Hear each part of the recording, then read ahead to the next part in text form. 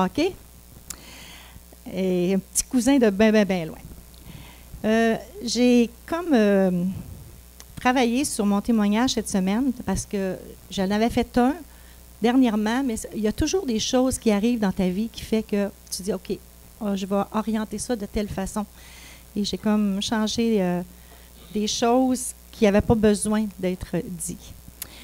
Je l'ai écrit en le baptisant à la découverte de la vraie paix.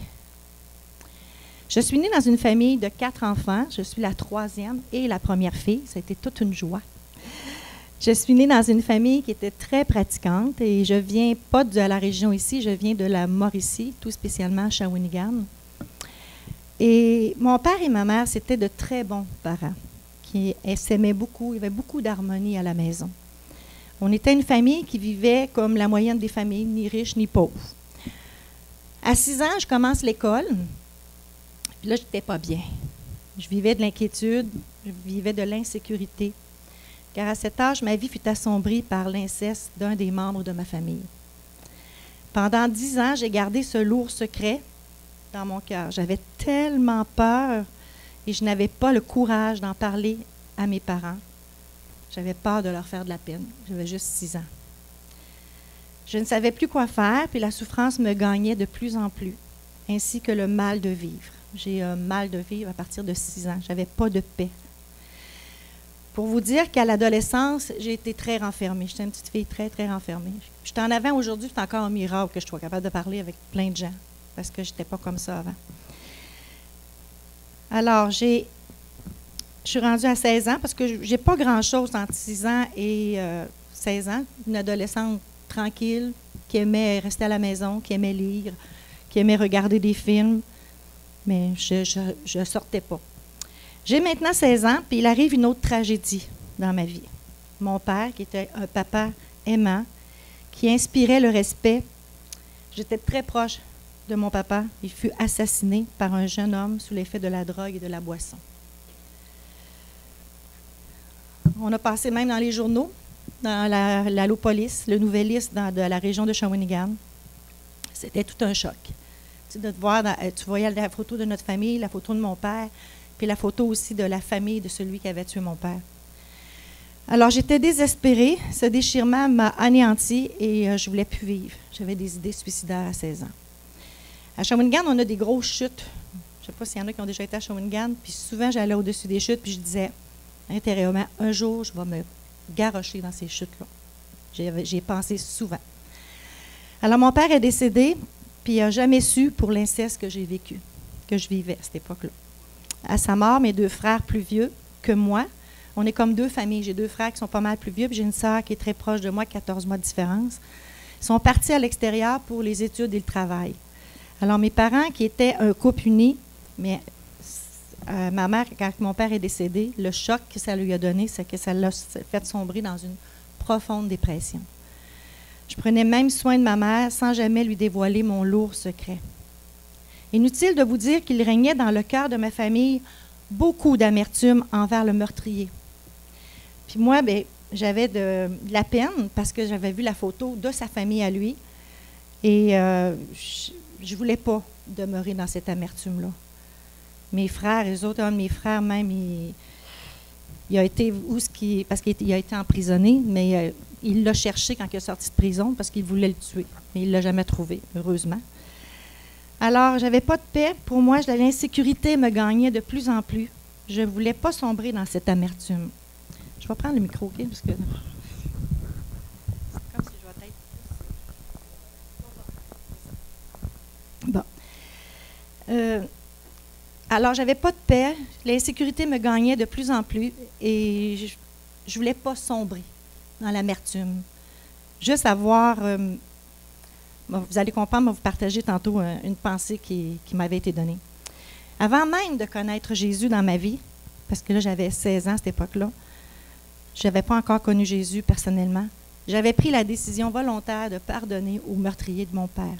J'éprouvais le besoin de me libérer, d'avoir la paix face à ce lourd fardeau d'amertume, tout en pensant aussi à sa famille, à lui.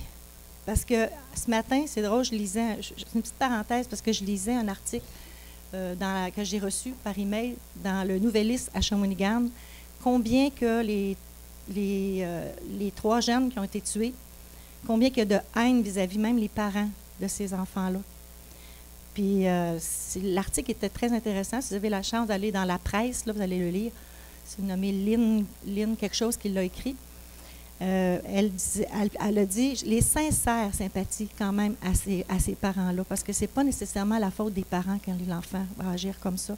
Puis ce n'est pas la faute de ses 2 sœurs à ce jeune homme-là, puis ce n'est pas la faute de ses parents non plus. Alors moi, déjà jeune, j'avais de la compassion pour des gens comme ça qui vivaient des choses comme ça.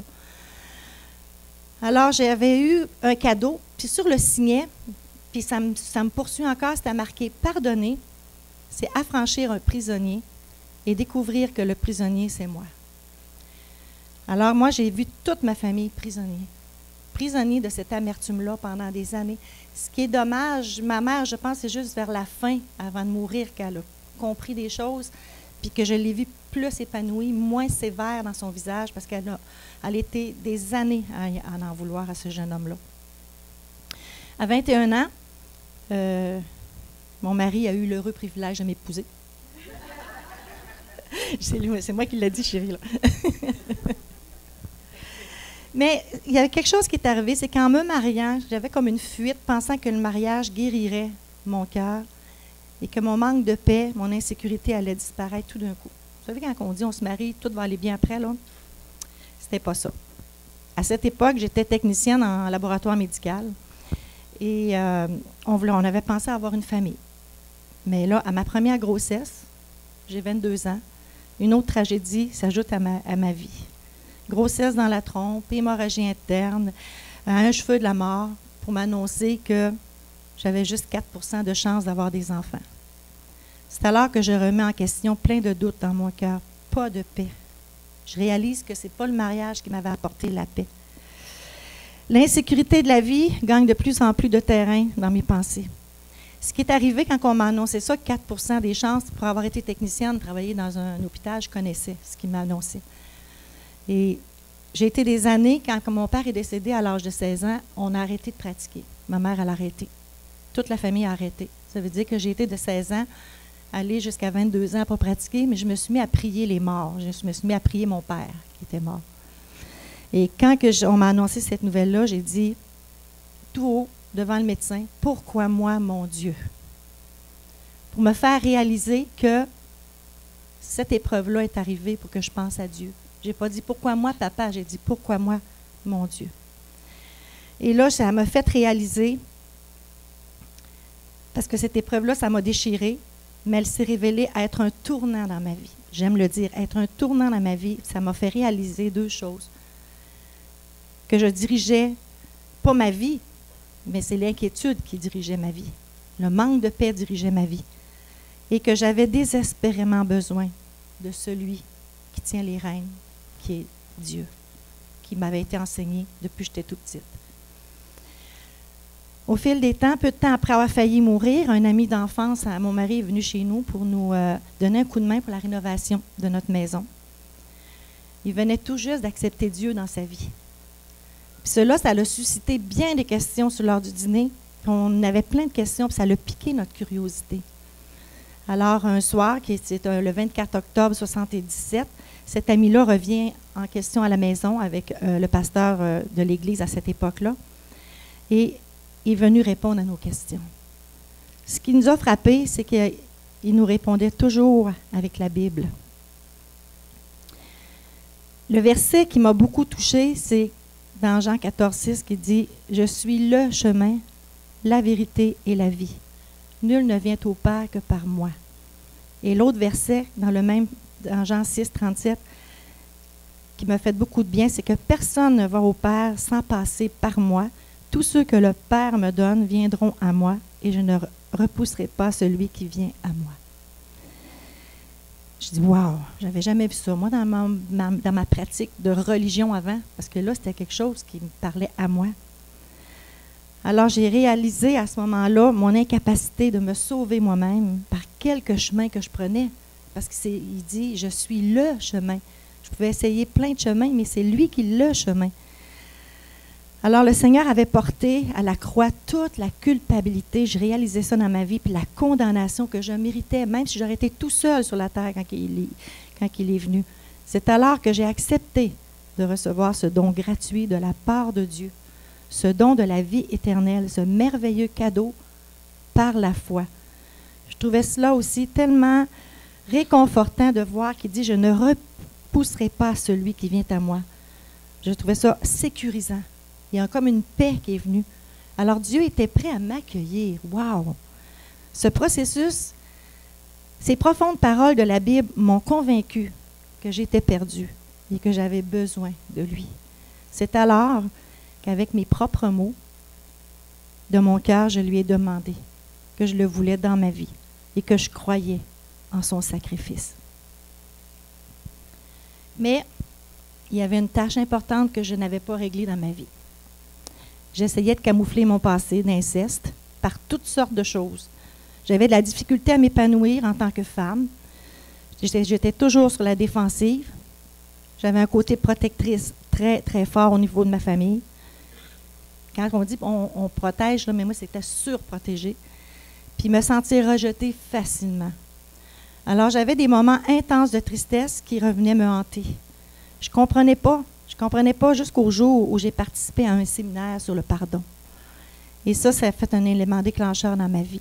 Ce qui m'a beaucoup touchée, c'est un des versets qu'il avait mentionné, c'est ceux qui sont abattus, parce que j'étais abattue par ça, ce 10 ans d'inceste-là, il les guérit, ils pensent leurs blessures. Alors là, ça, là, c'est venu me chercher au séminaire. Et croyez-moi, j'avais une plaie très profonde.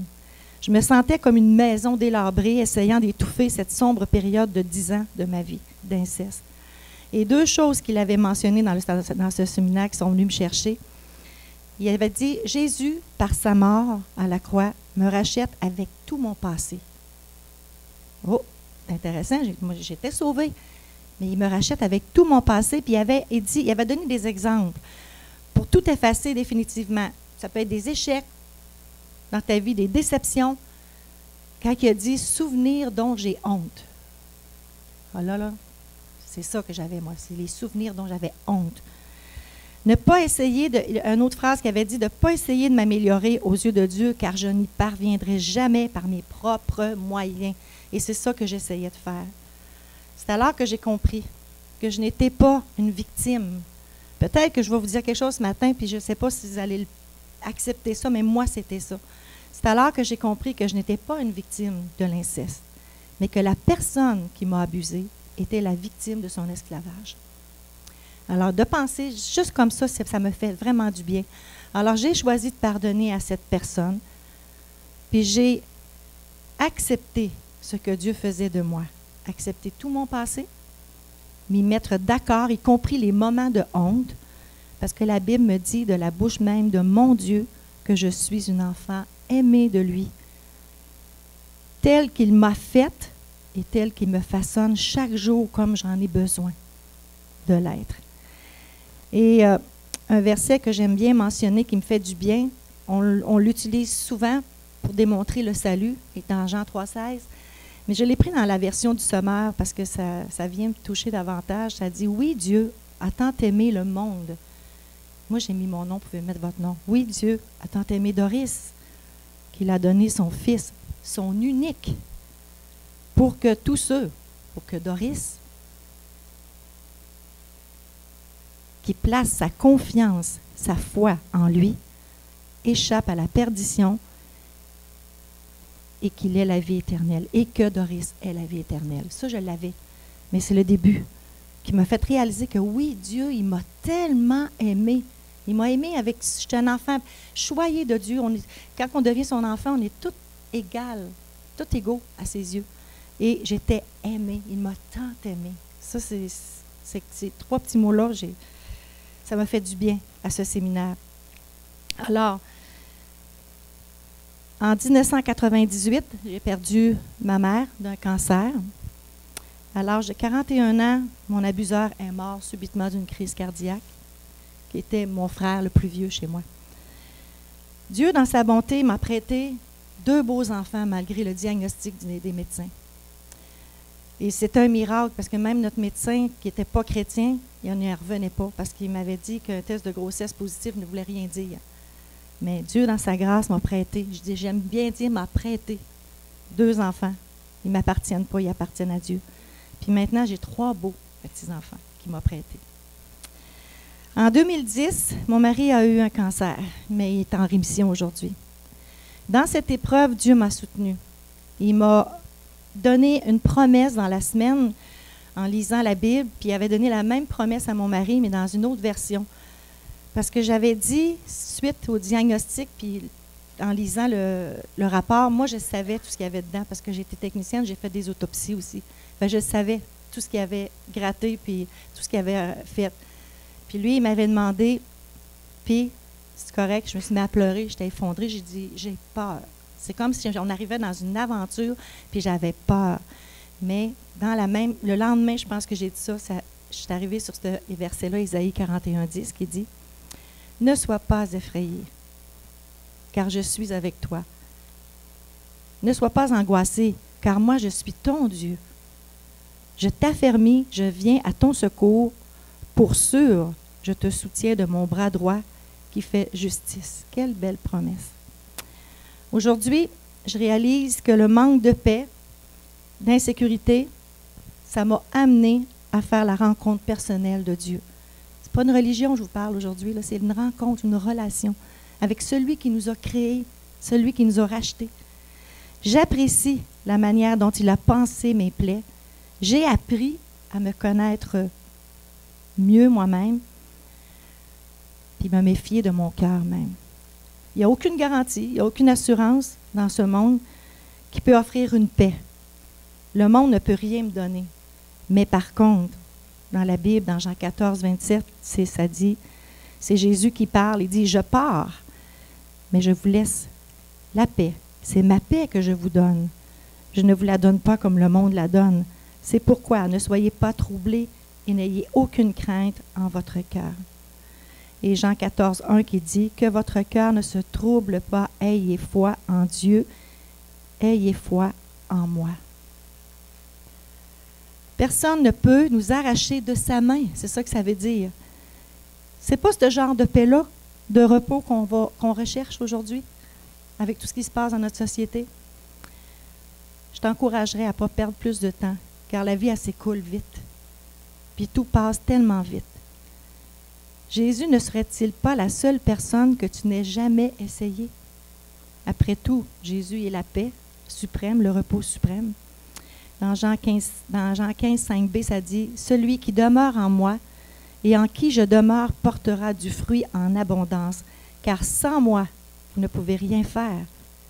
Demeurez en lui et son amour procure la joie, procure la paix, la sécurité et le repos. » Vous savez, notre sort est déterminé parce que nous faisons du Sauveur dans cette vie.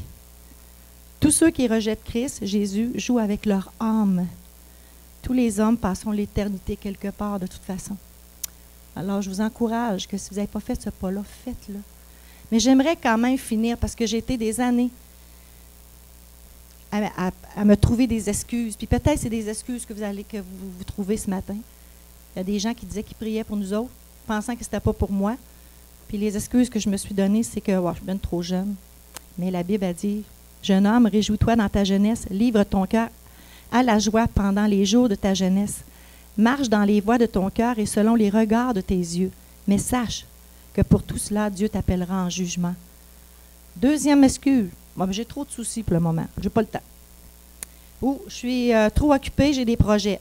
Mais la Bible nous dit dans Proverbe 27:1, « Ne te vante pas du lendemain, car tu ne sais pas ce qu'un jour peut enfanter. » Un autre excuse que je me disais, « Ah, j'attends mon heure ou celle de Dieu. » Mais dans la parole de Dieu, c'est dit, « Au temps favorable, je t'ai exaucé. Au jour du salut, je t'ai secouru. Voici maintenant le temps favorable. Voici maintenant le jour du salut. » Un autre excuse, j'y penserai quand j'aurai un peu profité de la vie. Ça, c'est la celle qu'on se donne le plus, ça. Mais Dieu pourrait te dire, « Insensé, cette nuit même, ton âme te sera redemandée. » Ou, dernière excuse, il se présentera bien une autre personne qui va m'en parler. Mais aujourd'hui, si vous entendez sa voix, la parole de Dieu nous dit, N'endurcissez pas vos cœurs. Alors, c'est mon témoignage de vie. Je vais vous répéter que ce n'est pas une religion, c'est vraiment une relation avec Dieu. Puis si je vous dis ça, parce que j'ai été très longtemps dans la religion, je n'ai pas voulu vous la mentionner, parce que ça ne donne rien de mentionner, c'est une religion. Et puis, très pratiquante. On allait à l'église toutes les semaines. Si mon père tombait malade, on ne sortait pas, parce qu'on n'avait pas été à l'église. C'était comme ça. On pratiquait une religion. Mais là, je ne pratique pas une religion. J'ai une relation d'amour avec celui qui m'a créé. J'aimerais inviter le groupe.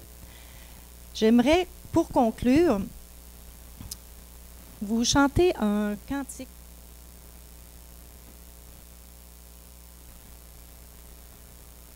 Merci beaucoup à Doris et à tout le groupe aussi pour ce très beau chant, vraiment qui est très touchant. Et le témoignage de Doris, ça me fait penser un petit peu à une brebis. Hein, une brebis qui souffre de solitude. Elle ne voit pas son berger, sa bergerie. Elle est à la recherche et puis elle est un peu dans le désespoir, la solitude. Beaucoup de questions sans réponse, tout cela. Mais on voit un petit peu comme chacun de nous, vous savez, on est aussi comme une brebis. Et Jésus a dit, « Je suis le bon berger ». Alors, on est tous comme une brebis. La parole de Dieu nous dit qu'on est tous pécheurs, on est tous séparés de Dieu à cause de nos péchés. Notre péché, c'est de vouloir vivre notre vie sans Dieu, hein, dans l'incrédulité. C'est un rejet de Dieu que chacun a eu dans sa vie. Et puis, on veut vivre, chacun veut suivre sa propre voie plutôt que de se tourner vers le Seigneur puis de l'écouter. Alors, c'est ce qui découle de tout le reste des problèmes dans la vie. Hein, ça commence de cela aussi. Et puis, Doris, eh bien, elle a entendu cette voix du berger qui appelle sa brebis, comme dans ce chant-là. Hein, Jésus a dit, je vais vous le citer dans Jean 10, l'Évangile de Jean, chapitre 10, à partir du verset 27, il dit, « Mes brebis entendent ma voix. Je les connais et elles me suivent. Je leur donne la vie éternelle, et elles ne périront jamais, et personne ne peut les ravir de ma main. Mon Père qui me les a donnés est plus grand que tous, et personne ne peut les ravir de la main de mon Père. Moi et le Père, nous sommes un. » Alors ça, c'est des paroles de Jésus lui-même dans l'Évangile de Jean. Alors, Jésus, vous savez, il fait son appel à tous aussi. Et il fait entendre sa voix. Je ne sais pas si vous avez entendu sa voix, mais la première façon dont il le fait entendre, c'est par sa parole. Elle est là, sa parole, puis toute parole qui n'est pas selon sa parole, c'est la voix d'un étranger.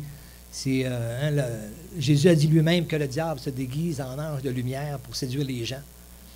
Mais il a dit, je suis le chemin, la vérité et la vie. Personne ne peut venir au Père que par moi, en passant par Jésus, par la foi en Jésus. C'est ce que Doris a fait. C'est ce que j'ai fait aussi moi-même. Et puis le Seigneur, eh bien, il nous appelle chacun aussi à prendre cette décision aussi, à se tourner vers lui, à recevoir Jésus dans son cœur. Il dit elle a d'ailleurs cité, je pense, dans son témoignage ou dans le chant, mais dans Apocalypse 3,20, il nous dit, « Voici, je me tiens à la porte. » Alors, c'est Jésus qui dit cela. « Je me tiens à la porte et je frappe. Et si quelqu'un entend ma voix et ouvre la porte, j'entrerai chez lui, je souperai avec lui et lui avec moi.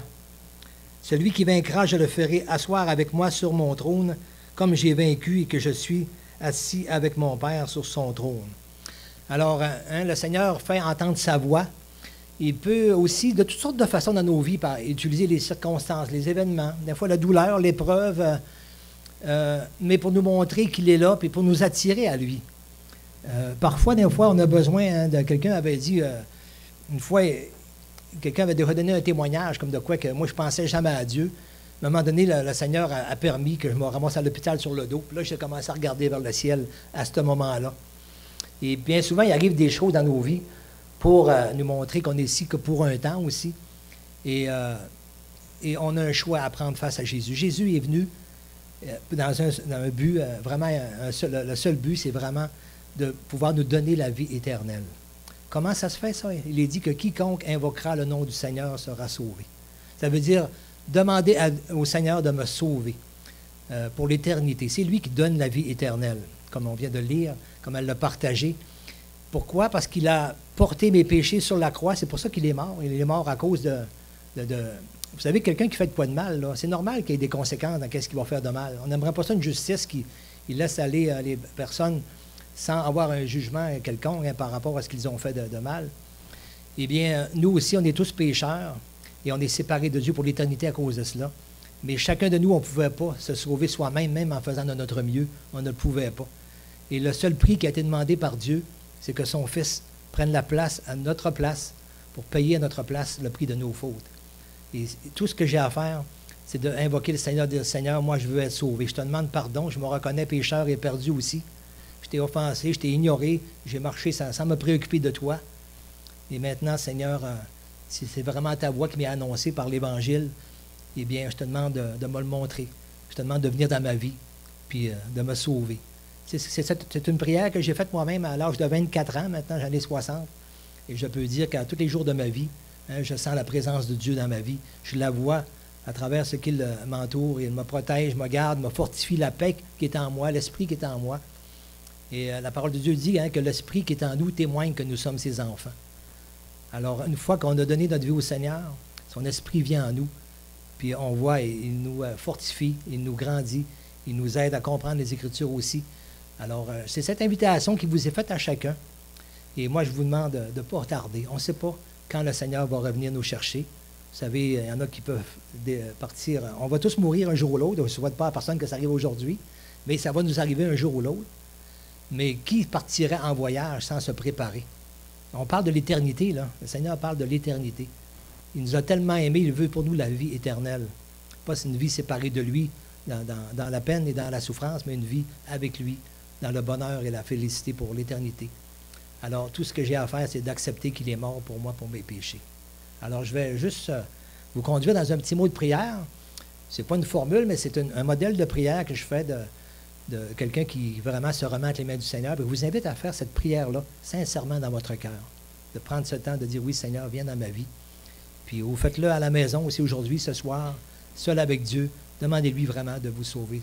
Et vous savez, même si ce n'est pas une religion là, qui vous appelle, ce n'est pas moi, mais c'est le Seigneur qui appelle chacune de ses brebis. Alors, c'est le Seigneur qui t'appelle et réponds-lui. Réponds-lui, puis tu vas voir que c'est sûr que le Seigneur ne te laissera pas dans le noir à la suite de cette prière-là. Si elle est sincère dans ton cœur, il va se manifester vraiment dans ta vie d'une façon ou d'une autre. Et vous encourage bien sûr à lire sa parole.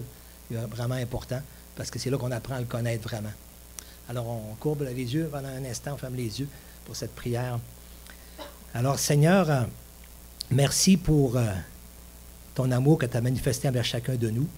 Merci pour le bon témoignage ce matin qui démontre à quel point, Seigneur, tu peux tout transformer une vie, Seigneur, et surtout aussi pour la vie éternelle que tu nous donnes, qui commence dès ici, à partir du moment où on t'a reçu dans notre cœur. Eh bien, Seigneur, je fais cette prière au nom peut-être des personnes qui sont ici pour la première fois. Et, Seigneur, qu'ils puissent entendre ta voix. Seigneur, je me reconnais pécheur et perdu. Et je te remercie, Seigneur, d'avoir donné ta vie pour moi, d'avoir payé à ma place ce que je méritais sur la croix. Quel sort terrible et quelle preuve d'amour d'avoir fait cela pour moi. Alors, Seigneur, je te demande de venir dans ma vie, de me sauver, de me transformer, Seigneur, de me donner la grâce, la force de marcher avec toi en obéissance à ta parole, Seigneur, et être un témoignage pour toi, de me donner la vie éternelle. Amen. Alors, en gardant les têtes baissées, j'aimerais demander s'il y a des personnes ce matin qui sont ici pour la première fois, ou peut-être 2, 3 fois, mais qui n'ont pas encore fait vraiment cette prière à Dieu, d'abandon à Dieu. Vous demanderez juste, là où vous êtes, de lever la main droite, simplement en signe, pendant que les têtes sont baissées, en signe que vraiment, oui, vous prenez déjà cette décision dès maintenant.